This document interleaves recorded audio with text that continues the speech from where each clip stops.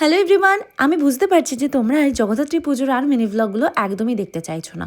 কিন্তু কি করব বলো, ভিডিওগুলো তো জমে আছে ফোনে, তাই ভিডিওগুলো তো পোস্ট করে রাখতে হবে। হ্যাঁ, ভিউয়ের জন্য না হলেও পরবর্তীতে আমাদের কাছে স্মৃতি হয়ে থাকা ইউটিউবে ভিডিও আপলোডেডগুলো অনেক একটা বড় ব্যাপার।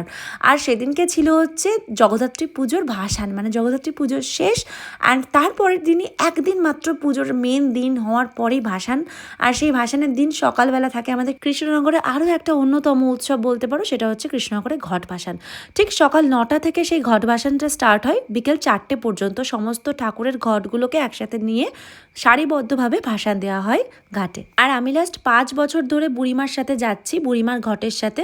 আমরা পুরো বুড়িমা তলা থেকে মানে বারোয়ারির সামনে থেকে সেই ঘটটা নিয়ে নাচানাচি স্টার্ট করি একদম ঘাট পর্যন্ত।